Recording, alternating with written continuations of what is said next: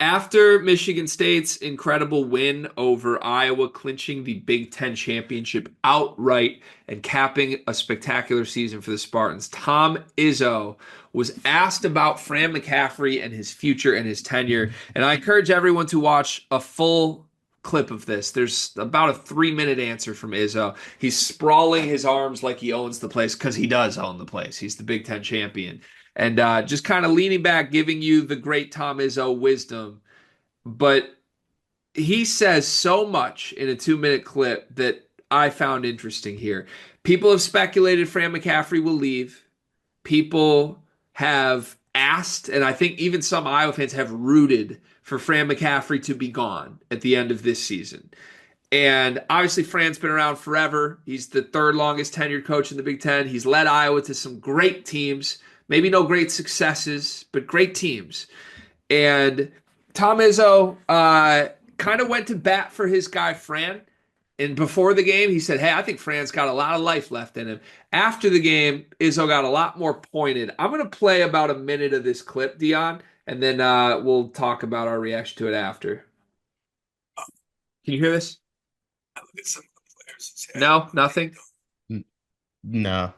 Oh man, Tom Izzo's raspy voice strikes again. All right, we won't do it, but I'll paraphrase as best I can because I watched this about 3 or 4 times last night. He alluded to the fact that Iowa's resources are either at the bottom or at best the middle of the pack in the Big Ten. He just doesn't have the resources that a lot of other coaches have. He went on to say, be careful. He issued a warning to Iowa fans, hey, be careful rooting for this guy to go because I've seen it happen before. That's what Tom Izzo said. He said, I've seen it happen with football coaches nearby where a fan base decides that, hey, we're over this guy who's led us to great things with little resources. We're going to go beyond it. And it doesn't happen. So I'll stop there. I'll throw it to you. But the football coach line had me so intrigued given what Michigan State's history has been, Dion. Tuck coming? Tuck coming? If you're Fran, you have to be like, yo, Tom, did you just compare me to Mel Tucker? Obviously, I don't think that's who he was comparing him to. But that'd be a funny bar joke between the two of them. I'm sure they got a beer afterwards. Um, it's an interesting quote. All of it. I mean, he also did you want me to? Because I read the full quote.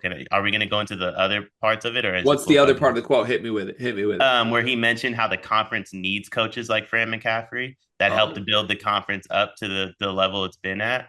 I thought that was a massive part. And then he mentioned how, like, hey, we had everything to play for tonight. They had nothing. I'm supposed to be a good coach, but he kicked my butt for most of this game. And yeah. I think that's part of like a massive like part of all this where it's like in this NIL era, um, what we're seeing more and more of is what's going on at Indiana where players and coaches just quit like mid-season, right? It's a lot more of like the NBA, like, hey, we suck. We already got paid. We're done. Fran McCaffery will never do that. Matt Painter is always going to have good teams. If Matt Painter didn't have a good team, his teams would never quit, right? Like Tom Izzo, same things. Like they're not going to quit. You know what I mean? And I think that's what Izzo's looking for is like who has that heart, who has that passion. To win at a school like Iowa, you have to be extremely passionate. Be careful what you wish for. Who can go to Iowa and have the success Fran McCaffrey's had, even if he's had some down years, right? Like I don't know. Obviously, like you and Cart are much more entangled in Big Ten circles, living in Big Ten country. But third party outside observer, Iowa's not like a massive, massive, massive, massive, massive job to me. Like that's more of like a middle of the pack, like Big Ten school that like Fran McCaffrey was able to turn up at times and get to that point, or like I guess you could say Caitlin Clark added her moments as well, right? But like I typically view Iowa like a middle of the pack Big Ten team that could have the level of success Fran had, but will they? I think that's still up in the air, and I think that's kind of what Tom was getting at, and I think Michigan State football is kind of like a direct reflection of that, where it's like you could make the playoff, like clearly they did. Is it likely Jonathan Smith's going to be able to do that every year? Probably not. You're probably going to have some down years that you have to build into that moment. Yeah. The D'Antonio side of this is the most fascinating part. I'll speak on my thoughts on that in a moment. Another thing Izzo said here that was loud to me was like, hey, this is the profession. And I get it. When you have a down year, when you don't live up to something you built for yourself, people turn on you. I get it. He does get it because you know why? The last 3 years, Izzo's teams were way off of what his standard was. And he alluded to the fact that, yeah, my seat got a little hot. They're not going to fire me because I'm Tom Izzo, but like, I heard the criticism. I heard it. I felt it. And Fran's certainly hearing and feeling that right now. And the only thing that rights the ship, the only thing that gets the boo birds off your back is doing what Tom Izzo did this year and winning and getting back to what standard you've built for yourself. So, do I think Fran McCaffery's likely to do that again at Iowa now in the 18-team Big Ten? Probably not. And that's where this becomes a different situation. But at the same time, to Izzo's point here, Fran is one of the faces of this league. Like it or not, he's earned that. I loved his Keegan Murray, Chris Murray, Luka Garza teams. He did it long before that. He had Peter Jock, Jared Utoff competing for Big Ten championships. Like the guy can coach.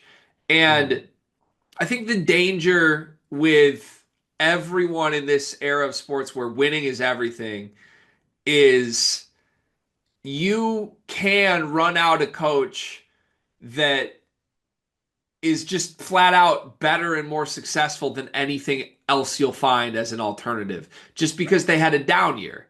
That is what happened to Mark D'Antonio. And clearly Izzo Clear has some bitter resentment towards that a little bit because those two were very, very close. And Mark D'Antonio had one horrible season, one iffy season. Fans were like, we deserve better than this. Good luck finding better than this. That's the reality. And I think Iowa basketball would be wise to listen to Izzo's words because if God forbid, if Fran McCaffery decides to step down on his own, that's one thing. If Iowa basketball steps down from Fran themselves, who are they hiring that's going to build better teams than Luka Garza, Keegan Murray, Chris Murray? I just don't see it. Yeah, I'm not sure. I'm not sure who Iowa.